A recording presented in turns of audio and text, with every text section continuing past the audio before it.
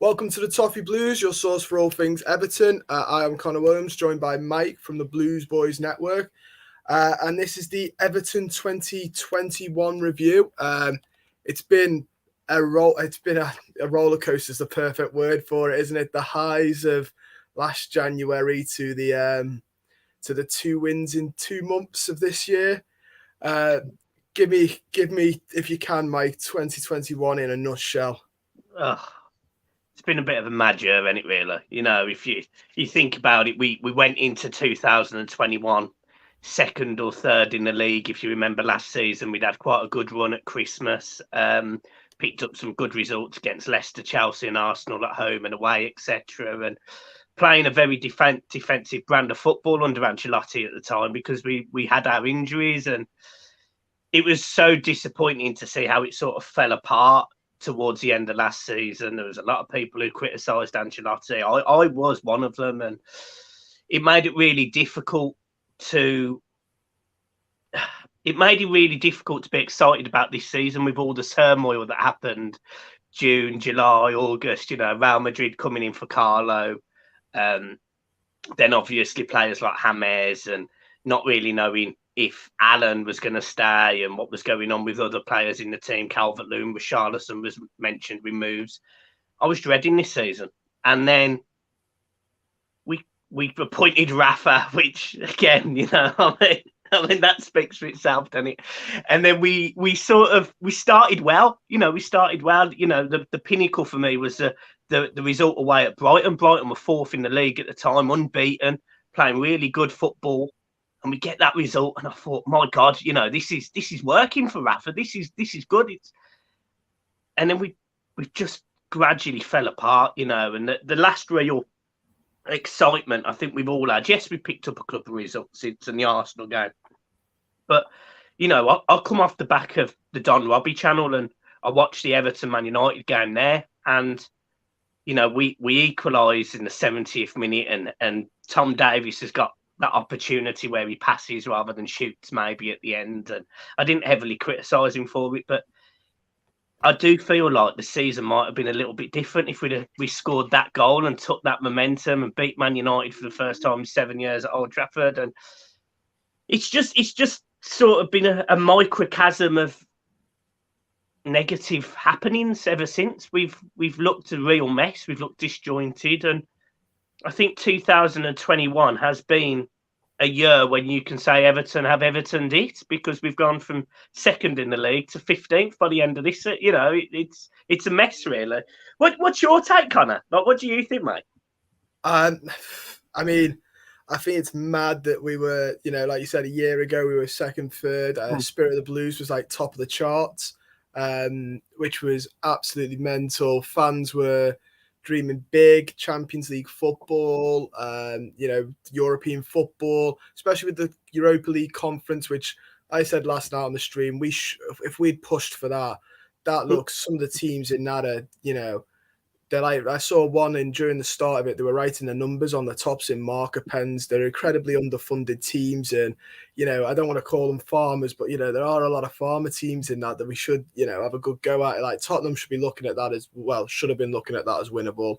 I think they've been kicked out now, haven't they? But yeah, I mean, it just, and then the summer, honestly, I like, when you compare it to last summer when we were coming in with Carlo for a full season, I think the Athletic did it, didn't they? They were like optimism for this season, and Everton fans were top.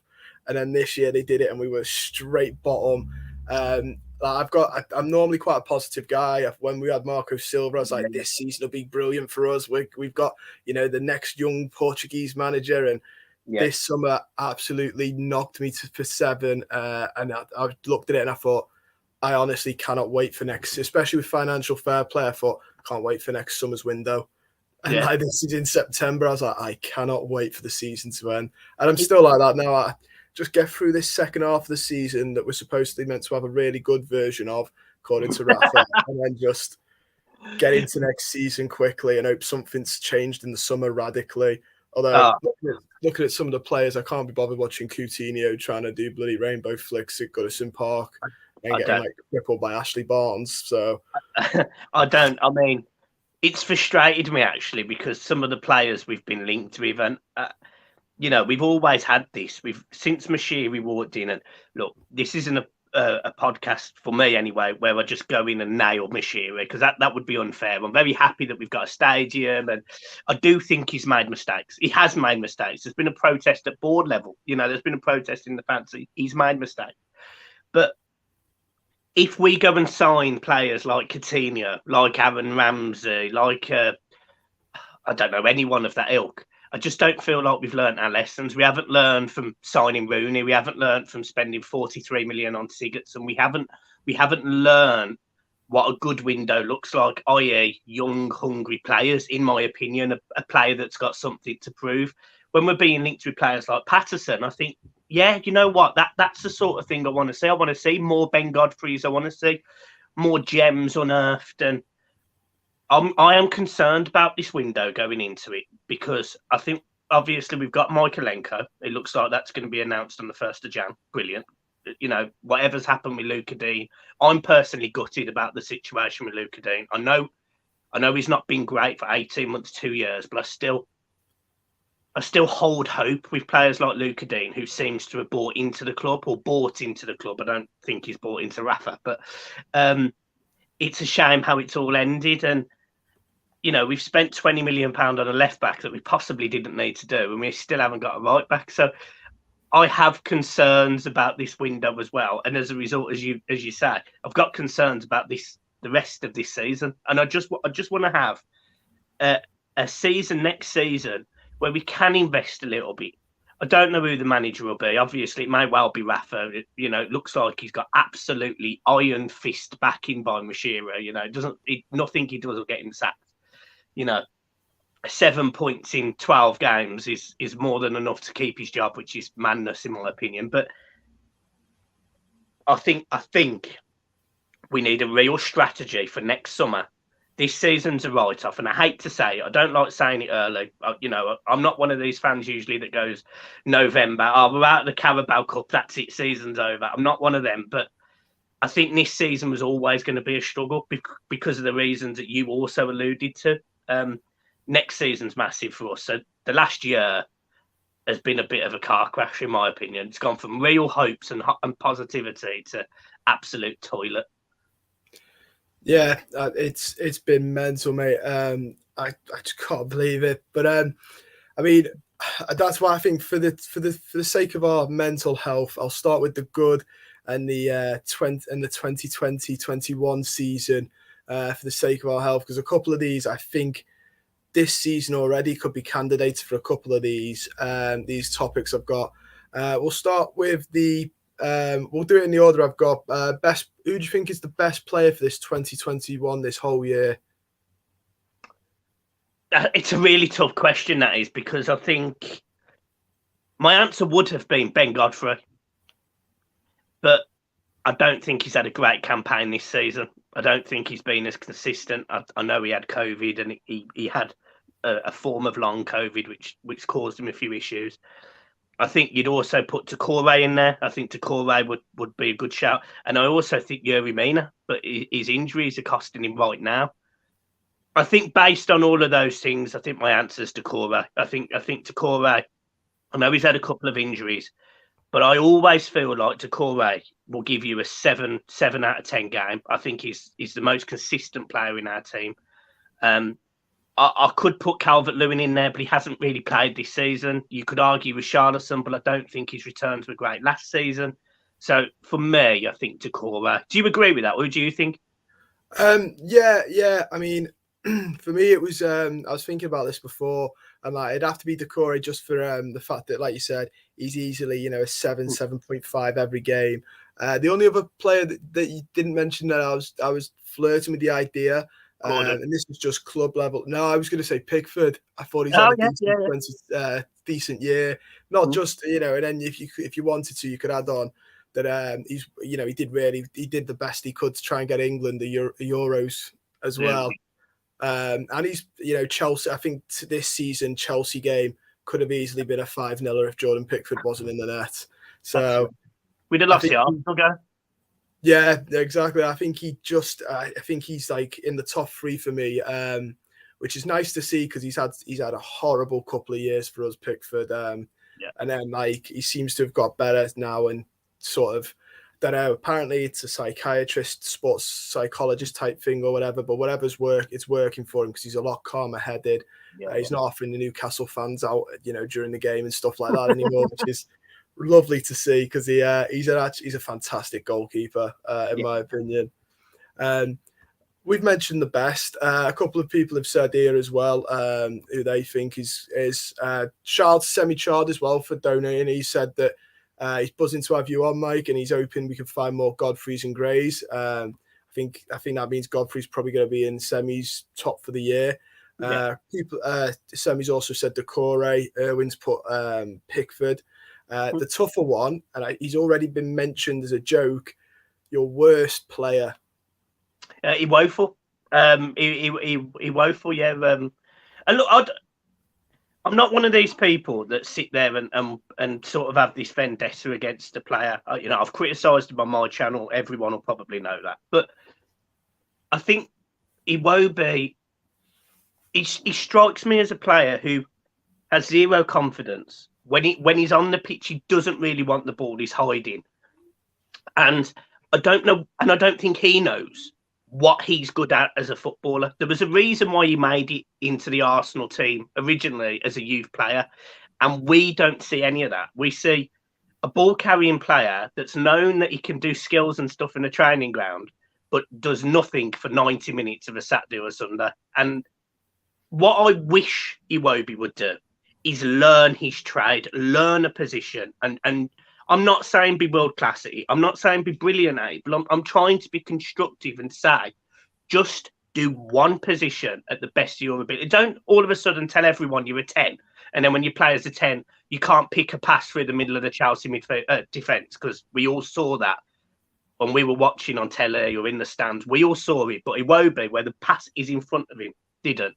If you're a right winger, go and learn how to cross. Go and get the best person at delivering a cross in the Everton team and spend time with Iwobi. But it doesn't seem to happen like that. And yeah, the worst player has to be Iwobi, in my opinion. I don't think there is anyone who's anywhere near. I think he's the worst by a mile. No, I'm trying to. I was having a think then because he was going to be he is my choice. But I was trying to have a think then. Could I play like devil's advocate, chuck another name in there? But I honestly couldn't. I mean, Michael Keane was a bit shaky at the start, but he's calmed down a little bit now. But he's nowhere near as inept. The other one's Mason Holgate. That's it. In my opinion, they're probably the only two players that can go in there. Mason Holgate just hasn't kicked on from not last season, the season before, where he looked fantastic. So yeah, Holgate or Iwobi, but it's a toss up between the two, and I would very much like, and this is no disrespect to either of them, of course, but I think their time at Everton is done. I think the fans have sort of finished with it. I wish them the best of luck. Nothing's personal, but it hasn't worked out. And I hope they find a club in January. I really do.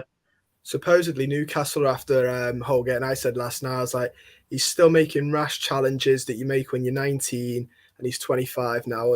It's come to the point where it's like he's not going to learn. And I think he's met his level, and unfortunately we have hopes of that. I agree with Iwobi completely, though, especially like you said, he's been played out wide. Then he says that his preferred position's in the centre as a 10. Don't see an awful lot of 10 ability from him. Apparently he is one of the most skillful people in training, according to every other person in the football team. I don't even think we see that. We see the body shimmy he does, which I'm not even counting as a skill. He just moves his body a certain way, and that's it. And that's, as far as it is. We have got people mentioning one candidate who I won't be on it this year, but I'm 100% certain when I ask next year in January. No, I've got Rondon being on. Oh, yeah, wow. That's an obvious one.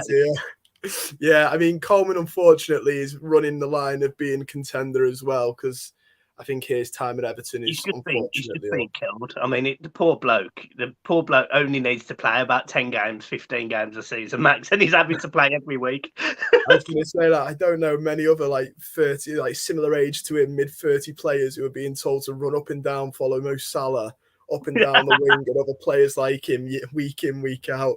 Yeah, I mean, even when we played Watford, I was thinking, oh my god, like the speed they've got, it's mad. But yeah, I feel like next year they're going to be the two. If Rondon's still here, he might follow the manager out. We can dream.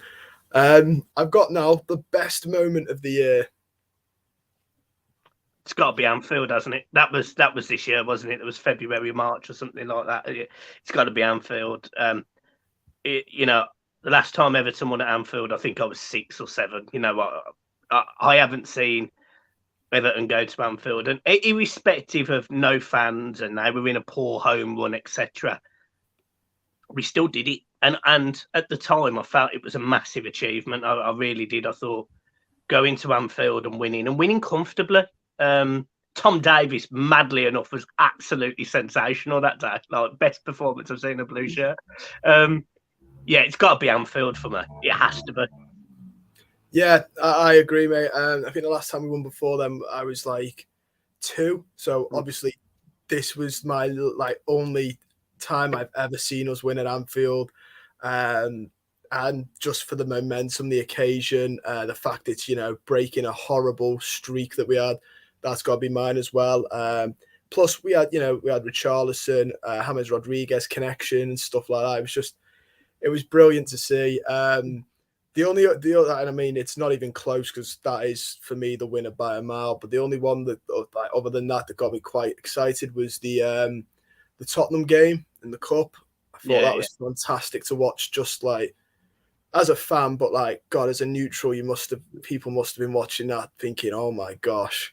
It was a it was the heart in mouth moment, the way that we sort of took the game in the end. It was just it was horrible. It was something else, which got us two quarterfinals last year, which hopefully we get one quarterfinal this year. That'd be quite nice in the FA Cup. I'm not holding out much hope after the QPR game, but you never know. But yeah, that was the only other one I was thinking about. I was like, no, that was a great game to have watched. And we've got one now that, I mean, you could name a couple when we dropped off towards the end of last year, or you could pick one that's from this season. Worst moment of the year. It's really hard for me, that one, because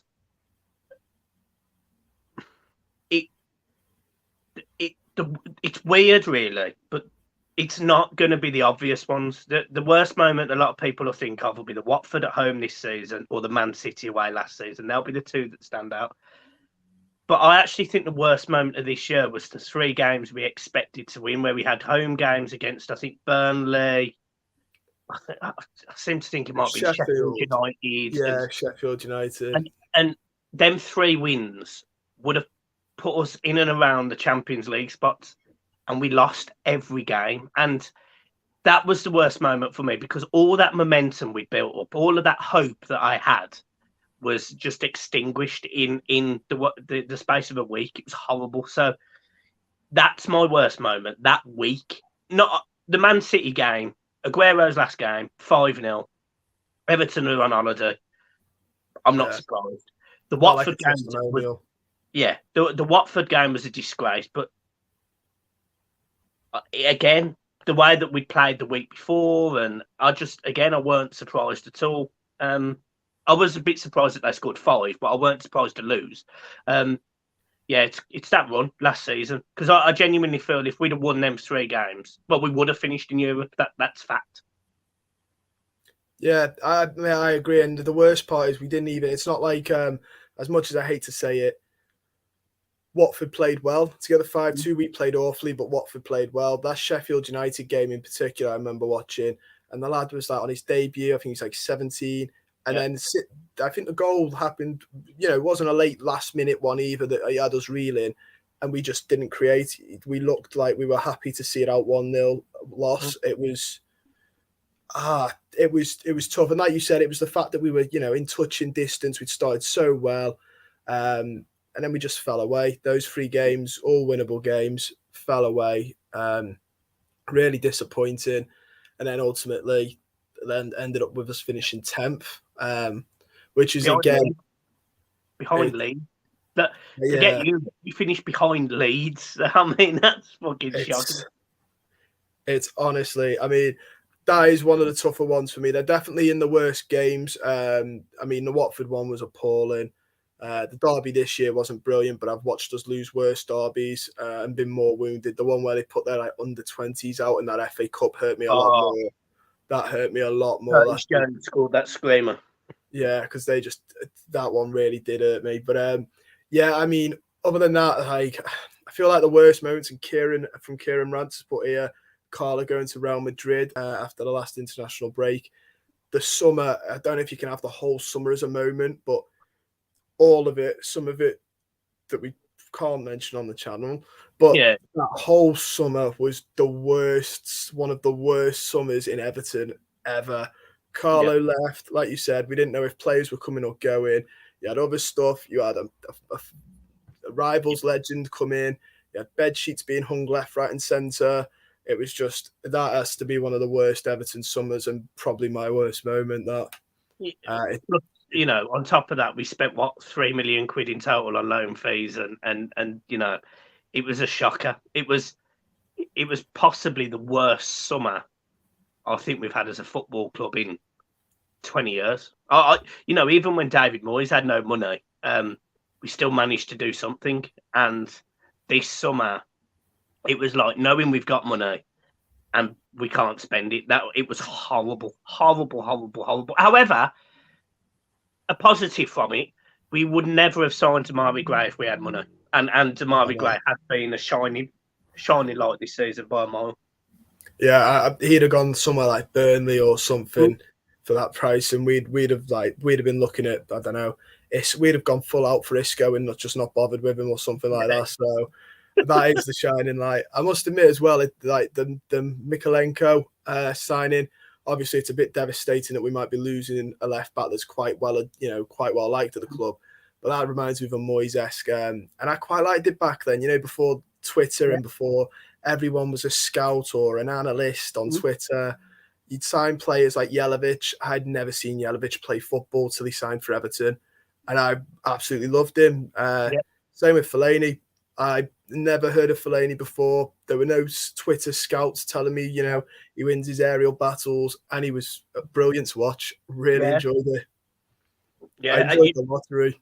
You spot on. I much preferred it. I loved it when we just used to go bang, bang, bang. This person's coming in deadline day. This is what's happening. And we all, I don't know about you, but I used to have this tradition. I would stop up every deadline day. I used to book the day off work. I'd watch it from the moment it started to the moment it ended. And I was one of them very sad people. I will sit here and say, very sad person, because I always felt like Everton would pull someone out at the end, and who was it going to be? And one year it was Anthony Gardner, and the other year it was like Lukaku and James McCarthy and Gareth Barry. And, you know, I remember all that hope and excitement. Iwobi, the season we signed Iwobi, I went from thinking we're signing Zuma back on loan from Chelsea, Zaha from Crystal Palace, and the striker, and we end up with Iwobi. It's just, I love deadline day for all the wrong reasons sometimes.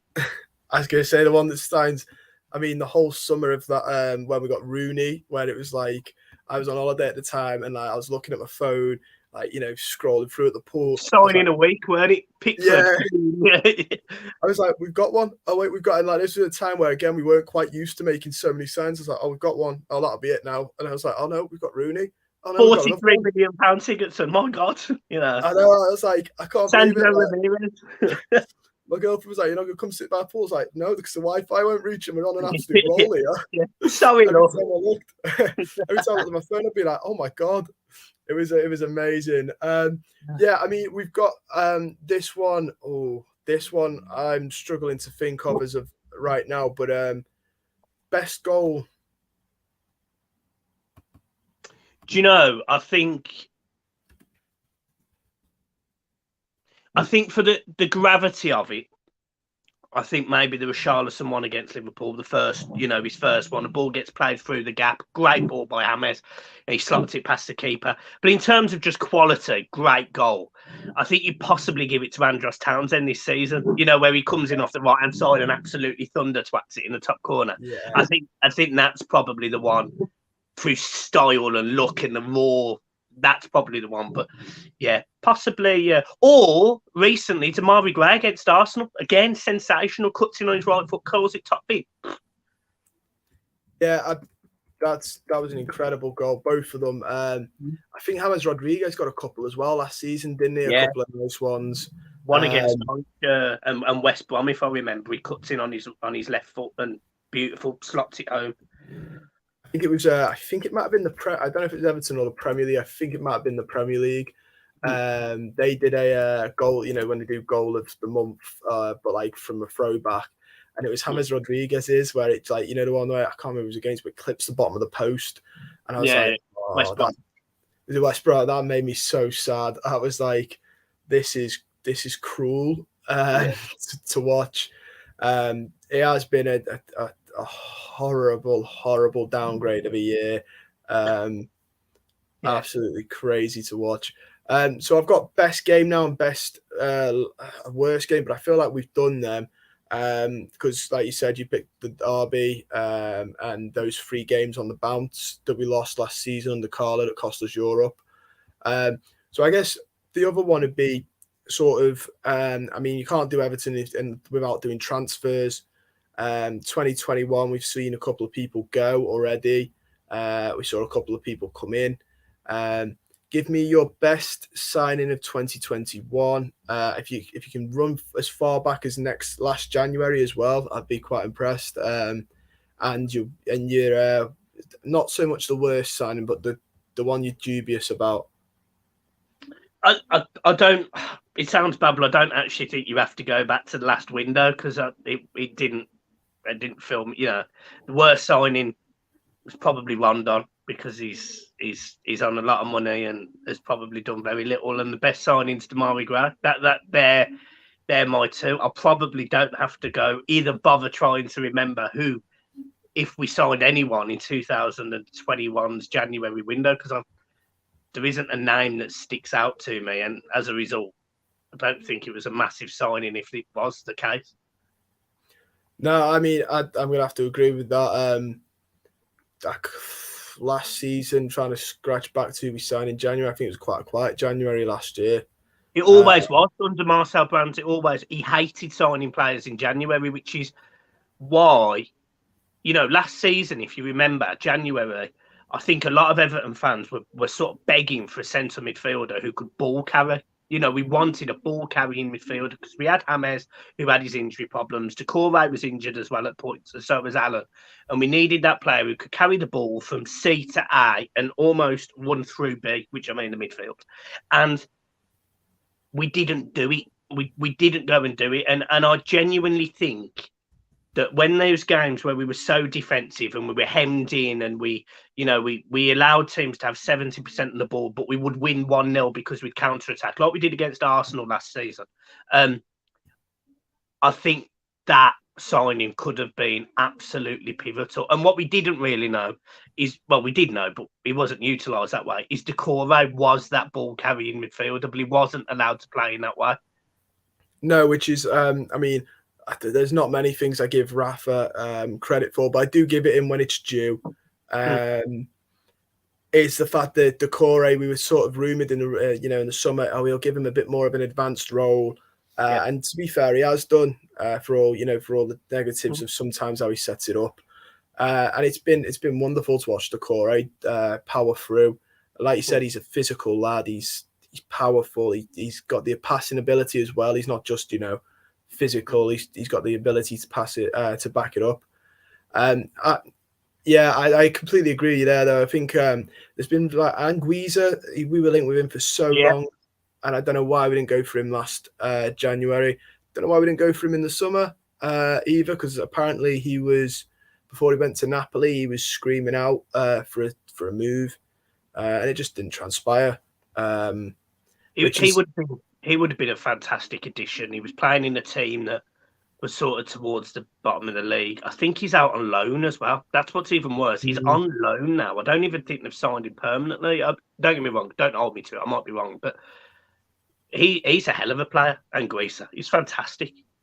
And I feel like, because obviously they got relegated, they could easily loan us him. And it's not, not loaning to a rival club or any of that, nonsense that teams want to avoid. We could have had him, been pretty happy with him, and then, if we wanted to go to get him, I'm pretty sure Fulham will have accepted the money that Moisie would have thrown at him if he needed to. So it seems like a missed opportunity. Was there any player that you were quite glad left? I think that's a difficult one because I think the way that we ended the season, it was all quite negative anyway, really, wasn't it? I think it's weird, but I think players like, this is going to sound a bit weird, but players like Besic, they've been there 7 years. They'd sort of killed a living off us, and we were spending 50 grand a week on him. It was mad. And we had a few signings that were sort of in and around the team who weren't getting games, would never get games, and rightly left. There's another player that obviously isn't involved at the minute.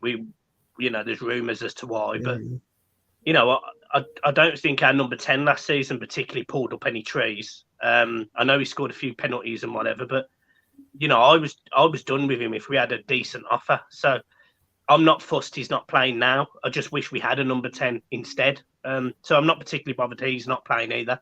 But yeah, there isn't really any standouts for me. There's still players at the club that still don't want to be there, and that's not a criticism of them, but Cenk Tosun, Solomon Rondon, Iwobi, they shouldn't be at Everton. No, I agree. Cenk Tosun, I think Besiktas, the news broke today, interested in for the third time. He reminds me a lot of, and he's going to stay, but he reminds me of the Moisie Keane deal a little bit of what was the point. We bought him for silly money and he's gone straight back to the club he came from. At least we'll make some money back off Moisie Keane. We're going to give Besiktas him back on free. Yeah, after spending 25 million on him. It's absolutely, silly. I've never seen someone spend money so poorly in all my life. It absolutely blows my mind. But yeah, it's absolutely mad. Yeah, truly blows my mind, mate. But I think one that I must admit, I was a bit gutted Moisie Keane left. I know he had a stinker. He's had a stinker of a couple of years with us. I thought there was potential there. So did I. And I think it's weird, but I think we're in the minority of people because I think a lot of people were happy to see him leave. Everton have had this thing over the years where they release young, talented players to clubs or loans, or they just don't treat them very well. And then us as fans, and this isn't a criticism of us, by the way, as fans, but us as fans then jump on their back and say they've got the wrong attitude or they've got no desire to play for Everton Football Club. And we've done it with several. Vlasic was one. Yeah. He didn't really have a bad attitude. Then you've got other players like Ademola Lookman.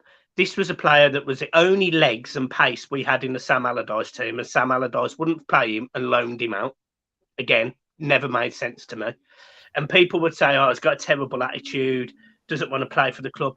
Well, would you want to play for the club if you feel like you're good enough and you're not given the opportunity to even sit on the bench? Like, would you? Why waste your time? So, Moisie Keane fits in that bracket for me.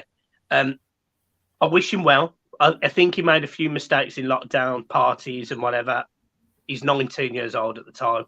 I'm prepared to forgive him for that. But I hope he does well. But yeah, he was one that I wish would have turned out better. Because if you'd have said to me, even last season, your front four players is James Rodriguez, Moisie Keane, Richarlison and Calvert-Lewin, that's scary. We never had that. We never had that, and as a result, James Rodriguez was always injured. Moisie Keane wasn't even there. Just disappointing. It really was, and I think he'll do really. I mean, I say he had potential. He has potential. I think he's going to go on to be a big thing, but his time at Everton will be nothing more than like a stain on his career at one point, just a little dot on it. Yeah. But I agree with you, man. I think the talent we've had come through the doors. Vlasic and Lookman both this weekend. Getting goals, it's tough to watch for an Everton fan, isn't it? They'd walk into our team now, wouldn't they? Yeah, I'd take Vlasic in that number 10 role any day at the minute. Even Lookman, even if he just comes off the bench, Not saying he'd go over Gray or Richarlison if we stuck them, but like you're getting over Townsend just because he's gone off the ball slightly. Yeah. Of course he would. Of course he would. Moisie Keane would have got in over Rondon. You wouldn't be spending 50 grand a week or 40 grand a week on Townsend wages, would you? If you had Lookman stayed. Exactly. Like it's mental, mate. It's Everton though, isn't it? I suppose, as the clip says, as Big Bill Kenwright says. But yeah, I mean, Mike, I think that's all my questions for you, mate. I know you got to go in a bit. I just want to say thank you so much for coming on to the live stream, speaking to us. It's been an absolute pleasure. I think this is the first time I've spoke to you as well on one, so it's been an absolute pleasure to talk to you, mate. Yeah, honestly, it's. I think as fan channels, I think we've got to do more together. We've got to support each other, and it was a real privilege to be asked and sent a message, and I hopped straight on. So thanks for having me on, Connor. I really appreciate it, mate. And I know you're close to 10K. I wish you all the very best of luck, of course, everyone at the team at the Toffee Blues, and keep smashing it, guys. I'm really great to have you as part of the Everton fan channel content community. Thank you so much, mate. Absolute pleasure. Stand up, gents. I do now have another guest who I'm going to bring on right now. You're right, Kieran, mate. Nice to Hello, speak to how you. you doing, Connor? Not too bad, mate. Not too bad. Thanks for inviting me on, Connor. Thank you. Oh, it's all right, mate. It's all right. We're sort of just doing a run through. So if you could stretch your mind back as far as last January, just from there to here. I've got some prompt topics. I asked Mike. I don't know if you caught many of them, but I'll run through a couple of them now with you. Because to be fair, your answers might be different from Mike's. Yeah. First, I'll start with going. Give us, as much as you can, a roundup in a couple of words of 2021 as an Everton fan. The expectations were here, and it's gone all the way down here. That's what I'll say about it. We kick off the season. I mean, not kick off the season, but we kick off the year. Carlo Ancelotti. I think the transfer window was a little bit disappointing. I'm not going to lie. Only bringing in Josh King, but we still had hope that we could get Europe, and we most definitely could. I mean, we were 9 points off top 4, I think, at the end of the season. And, that whole run-up with Carlo, I genuinely thought we could. I mean, I even made a video saying we could get top 4. That's how optimistic I am. And look, I'm a very optimistic person, but I think anyone thought we could at least get Conference League. And I think it just slowly over the time in the first half of the year, it just got more disappointing and more disappointing as, you saw these results like, the game that really stands out to me is the Aston Villa game where we drew 0-0. We go over to their place and look, it wasn't the worst result you could ever get, but we go over there and we just don't look like we've got anything. We look like the team just doesn't look like they want it. And I think what we saw is obviously in not this year, but the first half of the season last year was we saw sort of like the team were together. The team looked like they were actually a team. And then slowly over time, it just became worse and worse. And you saw the disconnection happen. And I think that around March time is when it really started to get bad for Everton. I think, we had a good January, sort of a decent February. But then March, I think that's when Carlo wanted to leave. To be quite frank, I think he wanted to leave as early as that. Now, it's up for opinion wherever, you thought Carlo wanted to leave, but I thought it was that early because after that we just looked out of it. I mean, what manager plays 5 at the back against Sheffield United at home? You know what I mean? Go down and sticking with it as well. It was. I mean, I'm sorry. I know Tuchel plays 5 at the back and everything else like that, but we are not exactly Chelsea. You know what I mean? We haven't drilled into our heads a Chelsea team, and the fact we played 5 at the back against Sheffield United, I thought was a disgrace. We also had, the Aston Villa result, as I said before. I think the City result was the worst one for me. And I know Mike touched on it a little bit there, but that was the worst one because I actually went into it thinking we could get a result. I was that optimistic. I thought, you know what, this is the day. We're going to change it around. Everton are going to change. We're finally going to get Europe. We're going to be back in it. And we got absolutely smashed 5-0. And it was written in the stars, really, wasn't it, if you look at it from a neutral perspective. But that, I mean, it just got worse from there, didn't it, really? The summer, as we touched on. I mean, it just, Rafa coming in. I Connor, I'm not sure who you wanted to come in instead of Carlo, because obviously he left. We sort of agreed on, like this is what has to happen. You know what I mean? Like this is sort of, we have to accept it pretty much. And then I wanted Nuno to come in. I'm not sure who did you want to come in, Connor? When he left? Not Nuno. Yeah. I tweeted out going like anyone would be a downgrade. I said, but like going from Ancelotti to Nuno is just absolutely woeful. And then, hindsight 2020, it could have got a lot worse and did get a lot worse. Yeah. I didn't want Nuno. I wanted us to push the boat to try and persuade Graham Potter. I nearly did what Drury did the other day. Then I would have really wanted us to push for Graham Potter. And then there were a couple more fancier, sillier ones that were going around my head that just were never going to work at Everton, but did have shown intent. Like the Marcelo Gallardos of the world, and very much the Marcel Brands type thing. But looking at it, we don't have the squad for like Gallardo, and I don't think he'd have the patience for it. But Graham Potter was my 100% nailed on. I was like, just go get him, offer him what you like, sort of thing. And I still hope we will, because he's still at Brighton, and you never know. You never know, but yeah. Nuno, he's not going anywhere, is he? Really? Nuno, honestly, I don't know why I ever thought that. I don't know what went in my mind thinking Nuno would be a good appointment. I sat on here saying, Nuno, he's going to get us Europe, this, that, and the other.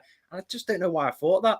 You know what I mean? I genuinely look back at it and go, but I think that's how bad we were at the moment, because I think the Nuno, when I was thinking of Nuno, I was thinking more like practical. And I didn't want Rafa, and I don't think anyone really thought, oh, let's go and get Rafa Benitez. You know what I mean? I thought from practical side of it, let's just go and get Nuno. But I think the fact that I thought that, and we were trying to get Potter, I think everyone would love Potter, to be fair. I know I talk about Brighton, not finishing their chances and everything else like that. But if Brighton had someone like a Dominic Calvert-Lewin, you'd see them not be exceeding XG over time. They'd be smashing in the goals left, right, and centre. But I think after Rafa Benitez came in, I think no one really thought we could get Europe anymore. No, I think the summer as a whole was just one constant knockback. But as soon as he was, because I remember at the time I was doing the videos for these, obviously for the channel, the 24/7 ones, and it was like, I think the one just before Benitez was Gerrard, and that was being laughed at, and then that sort of died a death. Not that Gerrard would touch the job, I don't think. And then it was like Nuno was nailed on, and Fabrizio was like, it's done deal. He's coming in. But he wanted to bring like his 20 merry men, which was a bit like, that's going to cost a lot when we inevitably sack him, which will be what happens. And then when I saw Benitez was the club's next, I was like, we've not got a plan here. And it was the fact that, the media straight away was saying he lives local. And I was like, that's not an excuse to be giving people jobs. Yeah. Like, I should get the job on that merit, shouldn't I? You know what I mean? Anyone could. You can't be giving people jobs because they live near there, or because he knows the city, because so do the bus drivers around Liverpool. That doesn't mean they should all be given a go. It was looking back, I'm still glad we didn't get Nuno, but the Benitez reign's being a bit of a tough one on me. You know what I would say about Benitez? If you've talked to Mike before, Mike will know how optimistic I am. I always want to come on here being optimistic, because maybe this is just because I'm quite young and I don't really, obviously the heartbreak, big heartbreaks I've had are probably, the semi-final where we lost to Man United. And that was like the biggest one I've had. But because obviously, I'm not exactly old enough to remember everything like under David Moyes and whatnot. And I feel like that may be feeding into my optimism, but maybe this has been our worst period that we've had, and it can only go up from here. And that's what I would say about Rafa Benitez, because even though Rafa Benitez, look, no win in 2 months is a sackable offence in itself. Let's be honest here. Absolutely is. Yeah. But we're already past that stage now. And on the surface of it, everyone was saying, Rafa Benitez style signings are 30-year-old footballers who are washed up. You like your Coutinho's potentially, you could argue, you like your Ross Barkley's. But what he signed is, Damari Gray, a phenomenal signing in my book. He signed Rondon. And I know Rondon's Rondon's a bad signing. Let's be honest here. It's not a good signing. But I think he's not cost us anything. Let's remember this. All he's cost us is a wage. And, if we were signing him like Cenk Tosun for 20 million, we'd be like, what was that signing? Who thought of that signing? But when Rondon inevitably leaves in like 2-3 years, which I think it will be, I don't think it'll be this summer. I don't think anyone will care about him anymore, because it's a free signing. There's been no sort of, with Rafa Benitez reign, we've just not progressed. That's the thing. Like we haven't gone down necessarily. We haven't gone up. We've just not progressed in my book, I think. And you're looking at our fixtures in January. I mean, we've got a lot of fixtures that we could win here. We've got Burnley, we've got Newcastle. I know that's looking ahead, but I think our worst period's over. And obviously, in the moment, it's horrible, horrendous. 4-1 to the Liverpool's horrendous, isn't it? You know what I mean? But I'll have to see. I think that we can end 2021 with a positive, seeing as we're going to get a full squad back. We're coming into January. We're going to sign someone on the first day, probably. And hopefully up from here, because 2021 should be a write-off for us, to be fair. Well, I mean, yeah, I agree with you. This feels like a stabiliser season. Don't know if the manager will be there next season or if he's literally just going to be a bit like an Allardyce, where we gave him a silly contract when he was only going to stabilise the club. I've got an awful feeling it was like that. I must say, though, I don't think Coutinho's a Rafa signing. I've got this horrible feeling that it just whiffs a Majiri. And Rafa's pretty happy to let him do that, sort of go out and get his stuff. But whiffs of Fad Majiri, that and Isco and stuff like that. You've depressed Wormy's put here in the chat that you've depressed over the 2 years of Rondon, and you've done it to me as well. I was thinking, with Rondon, right? Can I just say, he's not been good. Let's be honest, he's not been good. But what do you think it was ever the plan for Rondon to come in and start every game this season? Oh God, no! But when I'm thinking back at some of our second strikers, we've had worse that have like Dennis Strakalasi wasn't a brilliant footballer, but he's Everton folklore for just caring, moving a lot more. Then you've got the likes of Lassina Traore. I think played one game, got one goal for us, and then you've got obviously Aruna Kone and as of most recent Umar Niasse. And I must admit, out of all of them second strikers that weren't very good, Josh King last season, all of them I've seen move more than Solomon Rondon does. He's bleak. Yeah, I think the thing is with Rondon, I would say, is I think it was never the plan to start in more than 10 games this season. Let's be honest. You know what I mean? And I think that Rafa, even in that 2-month streak, he should have won certain games. He should have won that Wolves game in my book, because he had the game plan. We looked really sharp in the second half. And there's some other games that we should have won. The Spurs game, I think we should have won as well. And I think with Rondon, because obviously he's got he was in the Chinese league for a year and a half. He never really played any football, did he, for 2 years? I think the plan was always to bench him, slowly bring him into the squad, and hopefully then he can crack on in somewhere in December or January. And obviously that's not happened. And, he's only got 1 goal contribution in 11 games, is it now? 12 games, which is just, it was the tapping, wasn't it? The goal he scored. So, it was the most Rondon-esque, though, because he used a little bit of his weight, which is all anyone's ever been saying for him to do. And then it was, like you said, it was a tap-in. The most impressive thing was the fact he used his weight without giving away a free kick. For me, I was like, I can't believe I've seen him use all that weight and it not be a foul. Well, obviously, I will ask you the same as Mike. Who was your best player of 2021? Right. You know what? I would have said, I think it's a difficult one for me.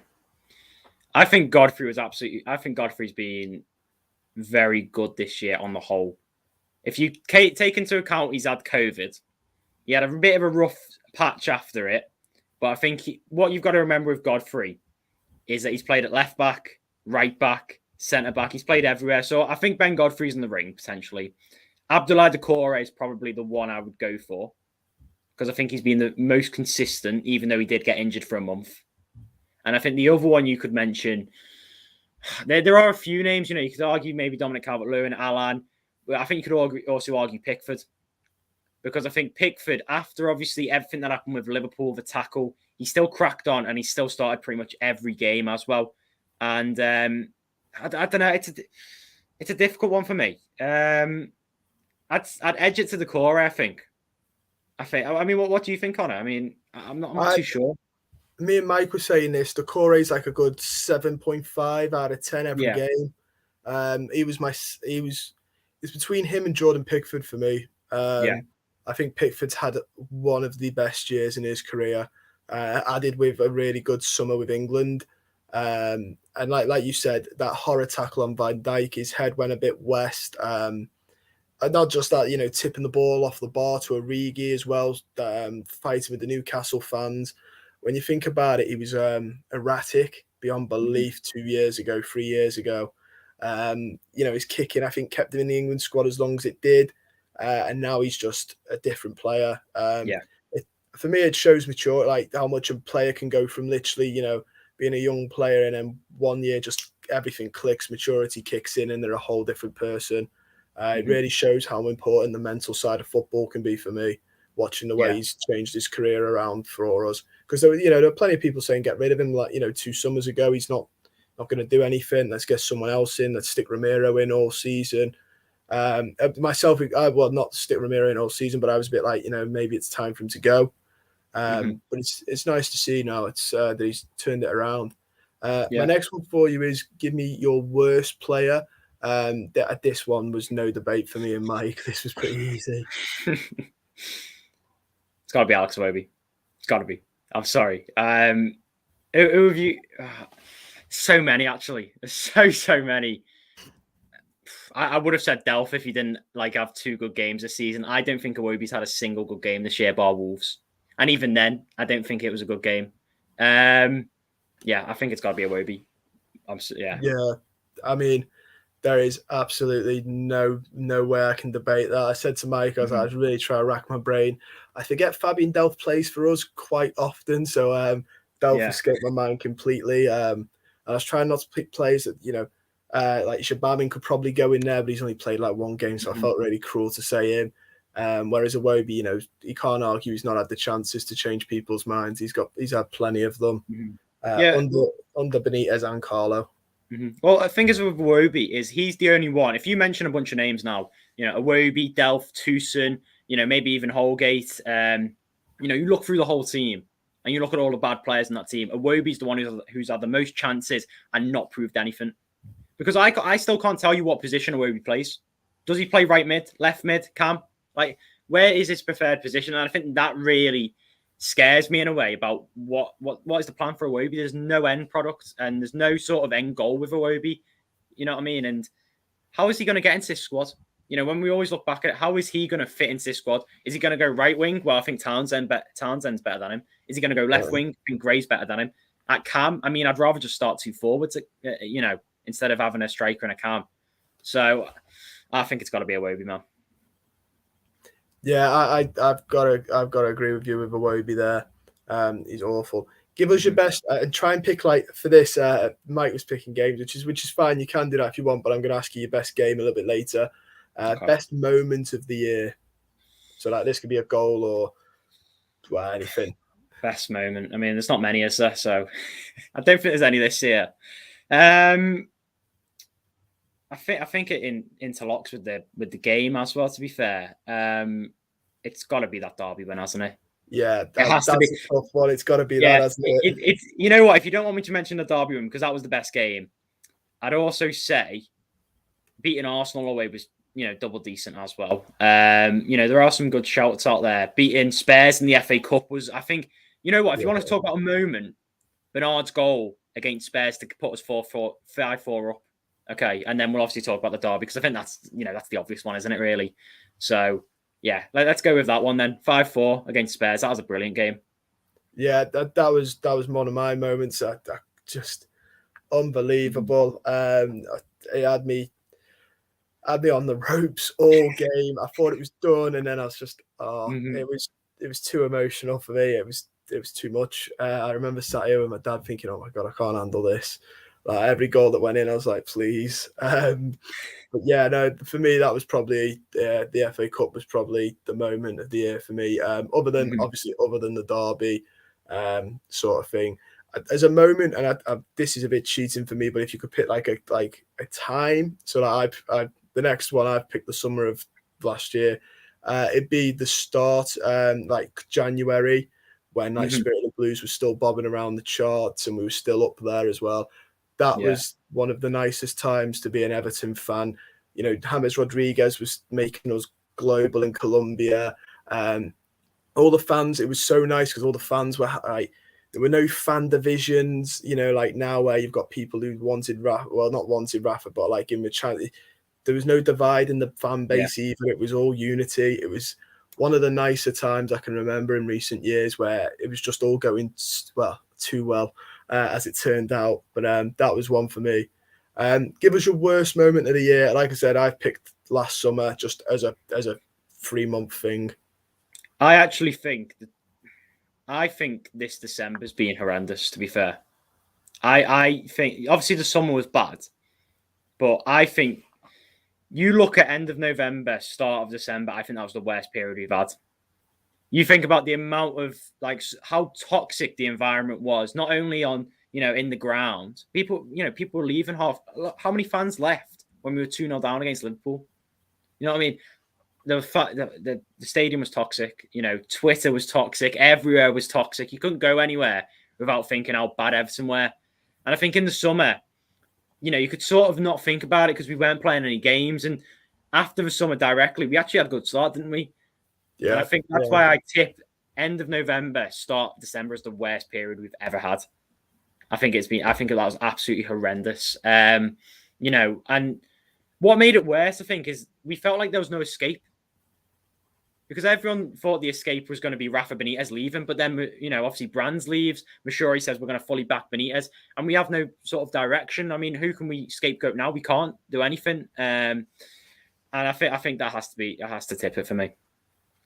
Yeah, this month's been bleak. I mean, the last 2 weeks of it have been quite nice because we've not had games, which has been quite nice. But I know what you mean. Like, it's like I said, that the last January was my favourite time because of the bliss and unity, and then like a full year on, and like you said, it's turning into a moody Goodison Park most weeks because fans just aren't happy and are fed up, which is understandable, but it does it does cause an atmosphere, doesn't it? Here's what I'd say about this, right? Mashori employed Rafa Benitez, so he knew exactly what was going to happen if we started losing games. So he, you know what? When you bring in Rafa Benitez, who divides opinion so much, and I don't think anyone was really for Rafa Benitez. There was just people. It was whether are you going to stick with him, see what he does, or are you going to go absolutely against him? When you bring in a manager like that, you know what's going to happen if we start losing games. And what happens in every single season, bar if you're Man City, is you have a run of games which are horrendous. You're seeing Chelsea go through it now. You're seeing many teams just go through. We went through it for 2 months. And it's just whether or not you can actually get through that period. And I think we've gone through the worst period this season. We cannot get any worse than not winning in 2 months. And we could push I honestly think we can crack on with our season come January. I think we're going to have a fully fit squad. We're going to have DCL back. We're going to bring in new signings. And to be fair to Rafa, what I will say about Rafa is his play style's not been the best. He's made many tactical decisions that have been wrong. But what I would say is that Rafa Benitez, I think, has had some good signings. I think his signings, I can't fault any of them, really. I mean, you can fault Rondon and Begovic, but they were still frees at the end of the day. You didn't splash out 20 million like we did on Tucson or like we did on Walcott or anyone else like that. So I really, really hope that we can crack on with the season because it'll make everyone a lot happier if we can. I think it's important for him that we do because he's promised a better second half of the season, so he's got to produce that. And DCL's back now, so his excuses of injuries are running very thin on the ground for us. Now we've got your best. What's the best goal? I mean, you can say Bernard if you want, because you mentioned it as a moment, or you can pick another one if you want to pick another best goal that we've had. I think the best goal has to be Richarlison's one at the derby. At the derby, I think. Yeah, it has to be. It's so iconic now. I think. When you think back to it, obviously you've got that number 10 that we can't mention scoring the penalty, but Richarlison's goal, first 3 minutes in. I'm not sure how you felt going into the derby, but I had a feeling we weren't going to outright win, but I had a feeling we could because obviously their record going into it wasn't good. Our record was good going into it, to be fair to us. And Richarlison scores in the first 3 minutes, and we're like, oh my God, we're actually going to win. We're going to win for the first time in 10 years. It has to be that one without a doubt. And then second comes Bernard's one. And I think third is probably Townsend's goal against Burnley, to be fair, because I think what that goal emphasises was pre-Rafa going on that losing streak was sort of, if we go down, we're going to come back up and fight. Because there was many games under Rafa at the very start. You look at the Southampton game, we went 1-0 down. You look at the Burnley game, we went 1-0 down in that game. And you look back and you go, hang on. So in that time period, we actually, if we went down, we were able to come back. And obviously Townsend scores an absolute screamer against Burnley and we know the game's over and done with. Yeah, I mean, I must admit the Southampton one was, I think it was like the first time in so long that Everton had come back after going down before half time. And like, same with the Burnley, I was like, it showed that we had a bit of fight about us. I mean, that fight since then, I'm wondering where that's gone sometimes, but it was there. I mean, I am hoping we can recapture that type of form once we've got everybody back, and we don't have to keep hearing, the excuse of an injury crisis, which all teams seem to be having now, especially with COVID-19. But yeah, I mean, best goal for me, I'd probably be James Rodriguez's against West Brom, or the Leicester one. Equally as good, equally as good of a goal. I mean, Richarlison's probably just for the actual just what it was. It was a goal again, in the Anfield win. But like, purely if we're talking like technical, I'd go with one of the two Rodriguez ones, just because it's mad that he was ever involved with the club. It's almost like a surreal moment now. The next one I've got for you, this one I think is an easy one. The best game of the year. It's Derby, isn't it? It's got to be. Yeah, it's got to be 2-0 win against Liverpool away from home. You cannot dispute that at all. I don't think there'll be anyone that says different to that question. And today. I think even if you look back, if you put that Derby win in any other year as well, I think it still comes out on top. I think in the last 10 years, bar maybe when we won against Chelsea in the FA Cup, I think it's going to be one in the history books. Let's just say that. And I know that sounds quite bad, right? But I think in the next 5-10 years, that'll be one that we remember for quite a while, because it's just so iconic, isn't it? Really? Yeah, I mean, I was saying to Mike, like the last time was like 1999, I think it was, and I was like 2, so obviously I wasn't watching it at 2 years old. So that's the first time in my life that I've ever seen us win at Anfield.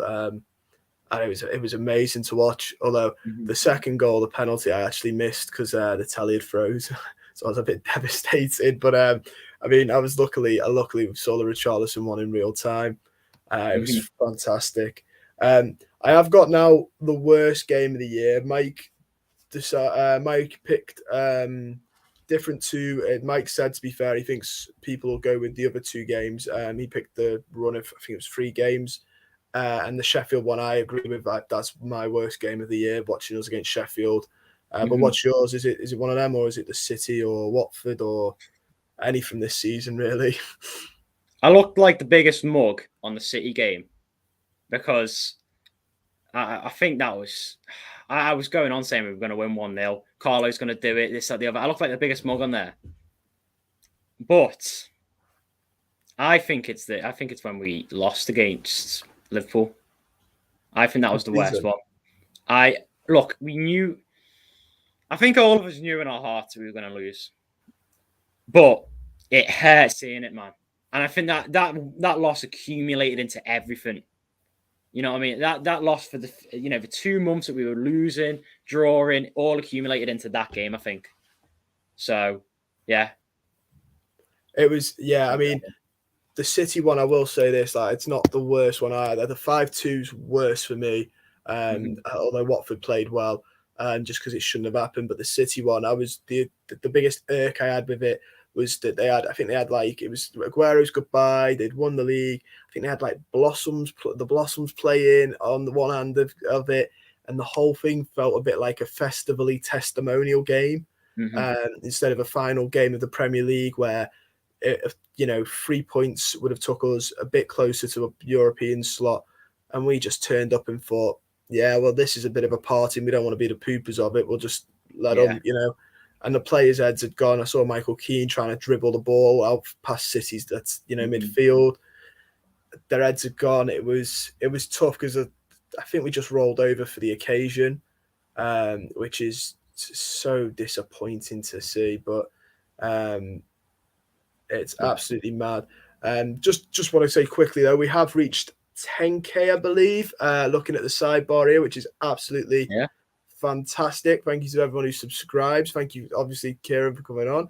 That's thank all good, mate. in the comments who was sharing it. You're all fantastic. It's absolutely brilliant. So well done on that. To everyone as well involved in the channel. That's absolutely brilliant. We are still going to carry on chatting. We're not done there, but I just want to say thank you to everybody. That is brilliant to see. Yeah, I was talking to Mike and I asked him about the outgoings, who we've seen come in the door, who we've seen come out the door.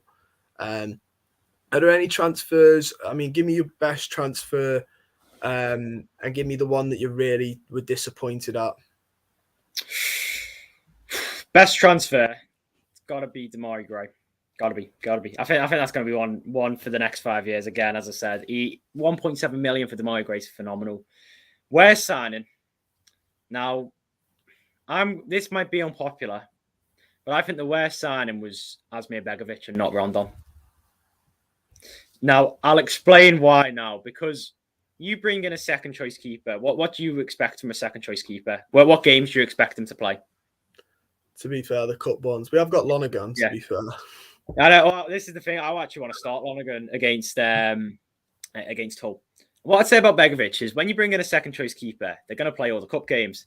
And obviously in the cup games, you're going to have a penalty shootout, as we've seen in the Florida Cup and in QPR. And what I've seen from Begovic is the shot stopper for penalties I think I've ever seen in my life. He considered 10 goals against Millionaires, wasn't it? In the Florida Cup. And half those shots he could have saved. Let's be honest here. If he went the right way, or if he at least tried, he could have got them. And in the QPR game, I think that was even worse. And I think if you put Jordan Pickford in that QPR game, obviously he was injured. If you put Jordan Pickford in that game, or if let's say we go on and sign Tim Krul, Willie Cavallero, or someone of that caliber who's good at saving penalties, I think we actually go through that round. We then go through the Sunderland round, more than likely do anyway. And then I'd back us to actually go and win against Arsenal if we brought out our fully strength team, which we sort of did have. And Arsenal only brought out their second team against Sunderland. And obviously then we would have been in the semi-final of the Carabao Cup. And I know this is a big butterfly effect and it's what ifs, right? But for Begovic, I just expected so much more. Because I think as a second choice keeper, you've just got to be able to save penalties. And I know maybe it's a bit harsh me just judging him on penalties. But let's be honest, in the actual games themselves, against Huddersfield, he wasn't exactly brilliant. Against QPR, he wasn't exactly brilliant. And I'd actually start Lonergan over Begovic in the next game against Hull, because I don't even know whether this Lonergan can save penalties or not. But that's what I expect of a goalkeeper, because if Jordan Pickford's one of probably the best shot stoppers in the league for penalties. And I think when you're looking at a second choice goalkeeper, you've got to look at penalties because it's a big thing, because the games they start in, it is a big thing. But I don't know. I understand Rondon as well, because I understand the sort of, if we didn't have Rondon, we'd start Dobbin. If we didn't have Rondon, we would start Sims. Is he actually harming the youngsters from coming through and scoring and starting and progressing? Potentially so. So either one of those two for me. Yeah, I mean, I'm probably going to side with Rondon slightly more, but I get what you mean about Begovic. Like, not just the penalties. I've not been impressed with him. And this isn't a man who's like, the Lonergan thing worries me because he's 38 years old and hasn't played a lot of football. But Begovic was, a Premier League goalkeeper a season, 2 seasons ago, pretty much regularly. So I expected just that little bit more from him. And I get what people say, penalties are lottery, so and all that, but he just didn't impress me at all during the games either. He's not safe. Don't get me wrong, he wasn't my go-to keeper. I wish United weren't funny over Sergio Romero.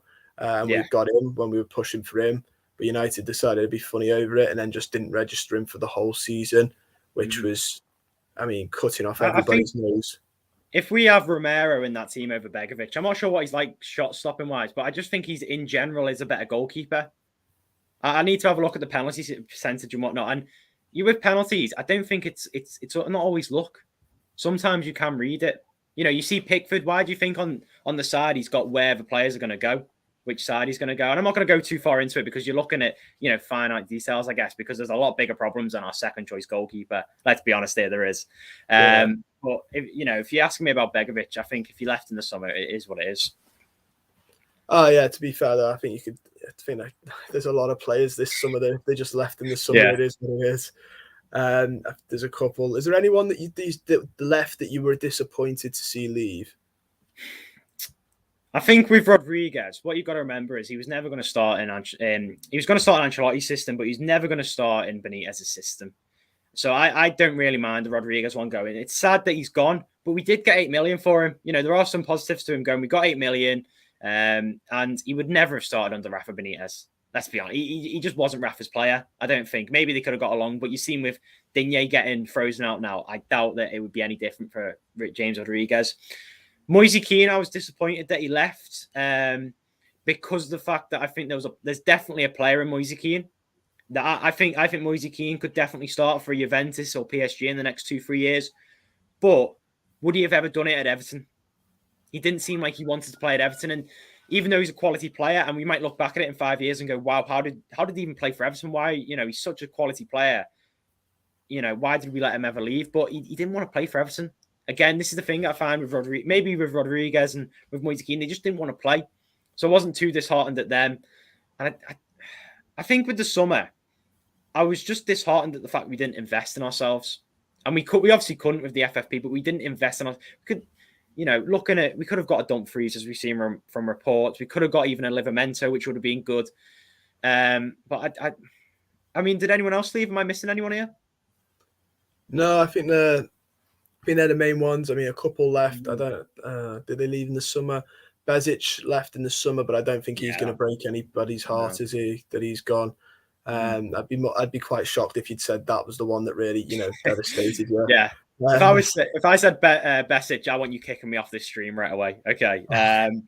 But you know what? I was saying Moisie Keane because he could have been a really good striker for us. You know what I mean? If everything was just in line, he could have been phenomenal for us. But even Carlo didn't use him, so maybe he just had a problem with Everton. Maybe that's what it is. Because I would have thought he would have started under Carlo. He seems like sort of a Carlo player. You know what I mean? Someone who's, not, I don't know. I just imagine a Moisie Keane, James Rodriguez link up. That'd have been just phenomenal, I think, in my book. So, yeah, I'll say Moisie Keane. Yeah, I mean, I'd go a bit more. I mean, Rodriguez, I was a little bit disappointed about, but like you said, he was never going to start, which is why the Coutinho rumours blow my mind, because I think they're very like for like now. Yeah. Well, now anyway, not when Coutinho was in his prime, but now they are. Now that he's older and injuries are going to take their course on him. But it will be Moisie Keane because he's young. Rodriguez won't do anything now, I don't think, in the least offensive way to him. He's going to take a nice pay packet now and then will retire. He's not going to go on to better things, but when they leave you to go on to better things, sort of thing, we look at Lukaku now and we think, God, what a player. I think like Moisie Keane's going to be one of those that we look at in 5 years. He might not be, like it's hindsight. But I have this horrible feeling we're going to look back and be like, can't believe he ever played for us. But to be fair, I think it's 6 of one, half a dozen of the other. Sometimes, as much as I was an advocate to defend him, I think his attitude sometimes was a bit poor. Duncan Ferguson taking him off. I get why he might have been a little bit upset at it, but he didn't do what he was asked when he was brought on. You could see Duncan Ferguson yelling at him, telling him what to do, and he wasn't doing it. And at the end of the day, if you don't do what managers ask you to do, they'll take you off. Yeah, absolutely, definitely. I think we're going to really regret selling Digne, though. Really well. I'm not sure if you're going to go down to it now, but I think if you're going to look at one signing or one player we're going to regret selling, it's going to be that man there. Yeah. That's the toughest one. I think the most painful exit is yet to come. I just feel a bit sorry for the new left back because if he gets injured, it's Ben Godfrey there again for the rest of the season. Yeah. And we've got a video coming out soon where we spoke to a Ukrainian/English football journalist who covers their league. And he was like, it's completely different kettle of fish, the Ukrainian league. The lad will have to take a while to get up to fitness. God, I hope he doesn't get injured during that, trying to attempt to get up. And I just feel like there's a bit of pressure now because not on, because it's not his fault, but because we're going to say goodbye to a player that's relatively well liked for cheap money. I wouldn't mind if I know a couple in the chat. I think it might be Semi Chard in the chat was on about it the other day, and he made a great point. If we could get 40, 50 million, I'd say sell him because he's at the age now where that'd be our last chance to make any money off him. Any other than that, he'll probably see out his contract. But like the littlest money that's being rumoured or loans, if we send him on loan to a Chelsea, that's silly. If Inter Milan gave us 30, I'd probably accept 30, 35 now, just because I've seen 20 going around. Thing is, Digne should be going for 40 though. He is the best left backs in the league. I will say that out, and I will argue with anyone. He's not the best. He's not the very best, but he is one of the best left backs in the league. And you've seen other prices. Harry Maguire 80 million. If Harry Maguire is going for 80 million, why is Digne only going for 20? And especially we cannot loan him. If we loan him to Chelsea, that is the stupidest decision I think we've ever made in our career of Everton Football Club as a whole. It's the stupidest decision we've ever made, because you are loaning out. Probably, I think Digne is actually more suited to a left wing back role, to be fair to him, because he's more attacking and doesn't have to emphasize. He's not much. Doesn't have to put much emphasis on his defensive capability. And I think the thing is with Digne is if we let him go out on loan for the rest of the season to Chelsea, whose left wing back Ben Chilwell has just gone out with an ACL injury till the rest of the season, all we're doing is helping them out, and we're not getting any benefit for it. What benefit are we going to get? Because you could use the Liverpool argument of they're going to finish above Liverpool. Well, City are going to win the league anyway. You know what I mean? So it doesn't matter about the whole, we're going to stop Liverpool from doing this. We need to look at it from Digne. From our perspective, sending Digne out on loan to anyone is stupid. I think we need to just sell him, get him gone, and we'll see what happens, really. Yeah, it blows my mind that he's linked with big clubs as well. I said this on the channel. This is the biggest bit, because obviously there is the critics that he's not been good for 2 years and everything, but it sort of goes when there's a player available. We've had naff players and we have naff players that nobody wants because nobody wants to buy your rubbish, and this is a player that supposedly had a naff couple of seasons and is linked with the champions of Europe. Yeah, it's I feel like there's a blurring of the line of he's not a Theo Walcott, he's not someone that we want out that nobody will buy. He's somebody who big clubs now are going to chomp at us, and Chelsea will be laughing if they get him for 25 million. Chilwell's out for the rest of the season. Realistically, they can push off Alonso now, have Digne as their starter next season, and Chilwell will just be his understudy until, naturally that ends up leaving and Chilwell takes the reins. It just, and I'd have loved for that to be something at Everton. If we could have got that Michaelenko without having to see Digne out, and he could have been his understudy sort of thing, I'd have loved to see that. But I think that with this Michaelenko, if he was a right back, we'd all be gassing him up. We'd all love it. You know what I mean? He's exactly what we need on the other side of the field. And we need, a young player, in 20s, 2020, 2020. I'm saying 2022, there, 22, in the early 20s, not really proven at a high level yet, so we can get him on a bit of a cheaper fee. But because he's not proven, he wants to prove himself in a top league. And he's sort of given me Ben Godfrey vibes. I'm not saying he's going to be going across the park, centre back, right back, whatever. But I'm getting sort of the same vibes as mentality-wise. And the Damari Grays. And I might be completely wrong about this, but I feel like he's going to come in and he's going to come in fighting. And whether or not he was, the Ukrainian league's a bit of a different pace. He has played Champions League games with Dynamo Kiev. He has played Europa League games as well. He has been in the Ukrainian setup as well. He is an international player. He's been in there since I think it was the under-17s. He's been in Dynamo Kiev and Ukraine. So he played a lot of games. Obviously not at a high level as the Premier League, but I think he's going to come in fighting. And I don't think it'll be a main issue. I don't think we'll be thinking about him, in a week, in a month or 2 months, because he will be a good player, I think. I really do believe he will be a good player. And with Digne as well, if he does, I obviously we don't know the ins and outs of Digne leaving. Whether or not, obviously, there's been a disagreement. Rafa said, you're not playing in my team because you've criticised me. So both parties are to blame here, because if Digne didn't come out and outright criticise Rafa, then he wouldn't be in this situation. But if Rafa didn't go to the childish extreme of going, you're frozen out, you're not doing anything, even though we're in an injury crisis right now, you're not going to play any games whatsoever, then we could have got, 30, 40 million at the minimum for Digne. And if he does go to Chelsea, I hope he does really well, because it will silence the critics in my book, because I've seen a lot of hate on Digne recently. And I hope that he does phenomenal there. I really do, because I've got no bad blood against him. Obviously when Ross Barkley left to Chelsea, we were all a bit sour in the mouth, weren't we? And same with, even Lukaku leaving potentially, you could argue, but I would want what's best for Digne if he does leave to Chelsea. Yeah, I mean, I think he will do really well in that setup. The fact that he's sort of, he's going to go to a Chelsea squad where Romelu Lukaku is his main centre forward. Lukaku's goal the other day was a headed goal, I believe, and it was a good one as well. He's gonna have so much fun with Romelu Lukaku being his, his sort of being there to aim for. It's just going to be so. But it's going to be tough for Everton fans to watch. I personally think it's going to be a bit tough to watch. Oh no, it definitely will be. Yeah, definitely will be. It's going to be really tough.